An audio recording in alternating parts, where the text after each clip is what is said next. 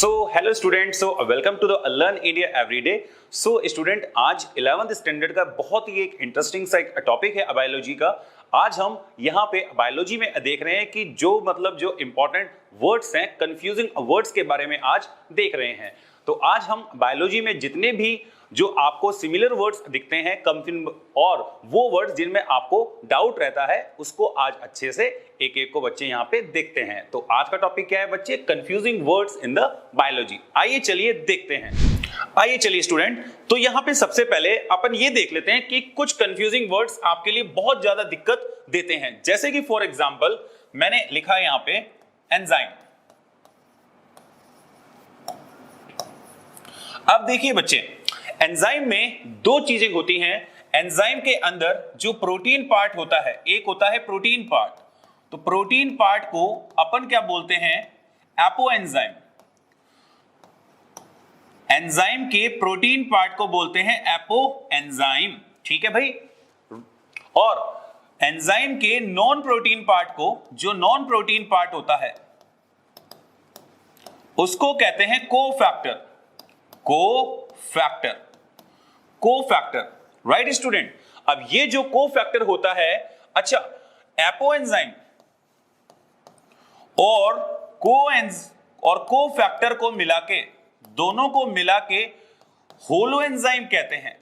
Holo enzyme कहते हैं।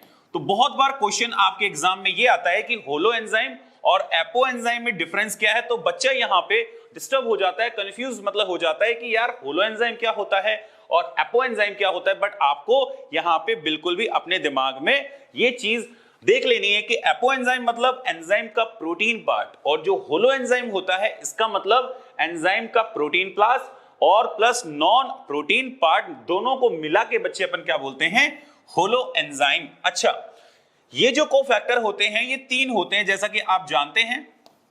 एक होता है प्रोस्टैटिक ग्रुप, प्रोस्टैटिक ग्रुप। एक होता है कोएंजाइम्स, कोएंजाइम्स, और एक होता है मेटल आयंस। Right student. अब देखिए, एक वर्ड क्या आ रहा है? कोफैक्टर। एक वर्ड क्या आ रहा है? कोएंजाइम। तो इसका मतलब ये हुआ कि भाई कोफैक्टर का एक पार्ट क्या होता है? कोएंजाइम्स। और आपको ये बात पता है कि ज्यादातर जो ये होते हैं, मतलब क्या, कोएंजाइम्स, ये क्या होते हैं? विटामिन्स के कंपोनेंट होते हैं। तो इसके ज्यादातर जो क्या होते हैं कंपोनेंट, वो क्या होते हैं?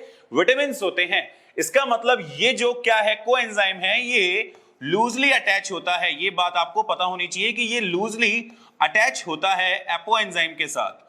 तो लूजली अटैच विद एपोएंजाइम। इसका मतलब कोफैक्टर का वो पार्ट जो लूजली अटैच होता है एपोएंजाइम से, तो उसको तो अपन ने क्या बोला? कोएंजाइम बोला।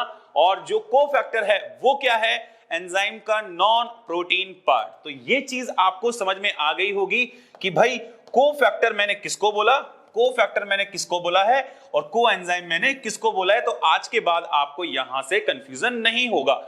आगे देखते हैं इसी के अंदर। चलिए स्टूडेंट, अब यहां पे मैंने एक वर्ड लिखा है इलियम, और एक वर्ड मैंने यहां पे लिखा है एलियम। अब देखिए भाई, ये दोनों वर्ड आपको सेम से लग रहे हैं, बट ये दोनों में क्या है? डिफरेंस है। जो ये इलियम है, ऊपर वाला जो इलियम पार्ट है, it is a part of small intestine. It is an part of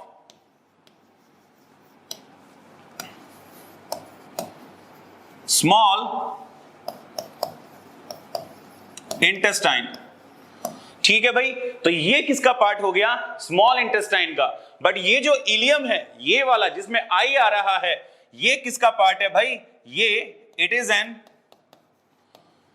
hip bone, hip bone of pelvic region, hip bone of pelvic region. तो हमारे पेल्विक रीजन में जो हिप बोन्स हैं, हिप बोन्स तीन होती हैं। ये बात मैं आपको बता देता हूं। एक होती है इलियम, एक होती है इस्चियम, और एक होती है pubis.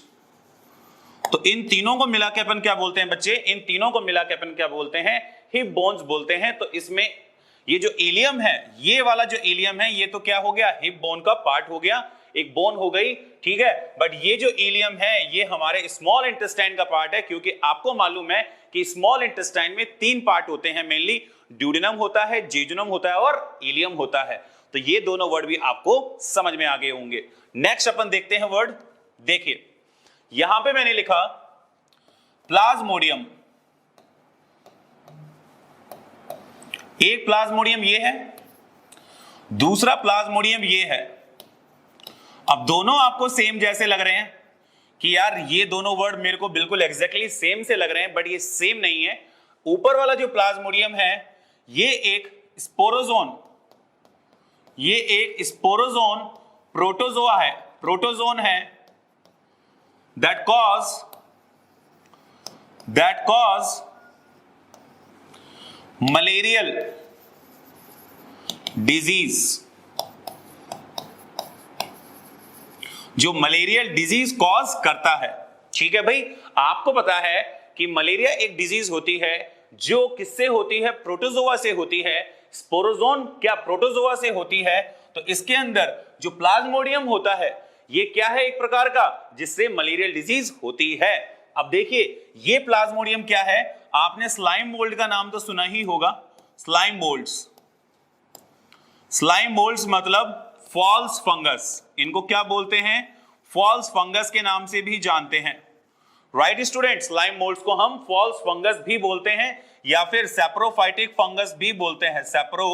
Saprophytic protista, saprophytic protista भी बोलते हैं। इसका मतलब ये अपना nutrition dead and decaying live से लेते हैं। ठीक है, तो ये अपना न्यूट्रिशन कहां से लेते हैं, डेड एंड डिकेइंग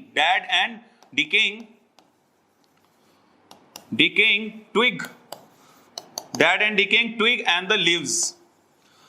जो खराब हो गई है लीव्स, वहां से अपना क्या लेते हैं, न्यूट्रिशन लेते हैं स्टूडेंट। अब जब इनको फेवरेबल कंडीशन मिलती है, आपको पता है कि जब स्लाइम मोल्ड को फेवरेबल कंडीशन मिलती है तो ये पूरे लार्ज स्केल में कवर अप करके रखते हैं और एक पूरा स्पेस मतलब घेर लेते हैं, और इनको बोलते क्या है, इसको प्लाज्मोडियम बोलते हैं। तो ये बात ध्यान रखेंगे, ठीक है। इसका मतलब क्या, फेवरेबल कंडीशन में ये पूरे एरिया को मतलब क्या करते हैं बच्चों, कवर मतलब कर लेते हैं और मतलब क्या बनाते हैं, प्लाज्मोडियम बनाते हैं। तो ये जो प्लाज्मोडियम है ये अलग है, ये आपके मलेरिया के लिए आएगा, और ये वाला जो प्लाज्मोडियम है ये आपके स्लाइम मोल्ड के लिए आएगा। तो ये दोनों वर्ड भी आपको अच्छे से यहां पे समझ में आ गए होंगे। अब और वर्ड्स देखते हैं, जैसे फॉर एग्जांपल मैंने यहां पे लिखा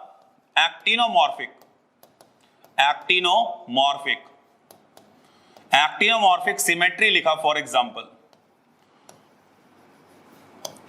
तो भाई एक्टिनोमॉर्फिक सिमेट्री का मतलब ये होता है, इसको बोलते हैं रेडियल सिमेट्री, रेडियल सिमेट्री बोलते हैं। इसका मतलब ये होता है कि अगर हम किसी भी फ्लावर को किसी भी मतलब क्या प्लेन से मतलब आप उसको दो इक्वल हाफ में वो डिवाइड हो जाता है। मान लीजिए कोई फ्लावर है, दिस इज ए फ्लावर, आप इसको किसी भी प्लेन से कट कर रहे हैं, अगर वो दो इक्वल हाफ में डिवाइड हो जाता है तो ऐसी सिमेट्री को हम एक्टिनोमॉर्फिक सिमेट्री कहते हैं। और एक्टिनोमॉर्फिक सिमेट्री के लिए हम ऐसे पॉजिटिव का सिंबल रिप्रेजेंट करते हैं।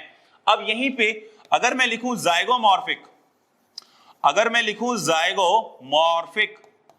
तो जाइगोमॉर्फिक के लिए जो सिमेट्री आती है, देखिए जाइगोमॉर्फिक सिमेट्री, और इसको बोलते हैं बाइलेटरल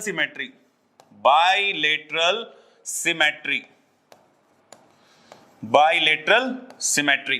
ठीक है स्टूडेंट, अब यहां पे देखिए अगर हम किसी फ्लावर को पर्टिकुलर प्लेन से कट करें, पर्टिकुलर प्लेन से कट करने पर अगर वो दो इक्वल हाफ में डिवाइड हो जाता है तो ऐसे सिमेट्री को हम क्या बोलते हैं, जाइगोमॉर्फिक सिमेट्री बोलते हैं, और क्या बोलते हैं, बाइलेटरल सिमेट्री बोलते हैं। और इसको हम परसेंटेज से डिनोट करते हैं, ये बात भी आपको पता होनी चाहिए, फ्लोरल सिंबल के लिए इंपॉर्टेंट है ये आपके लिए। तो आपको एक्टिनोमॉर्फिक और आपको जाइगोमॉर्फिक सिमेट्री भी समझ में आ गई होगी।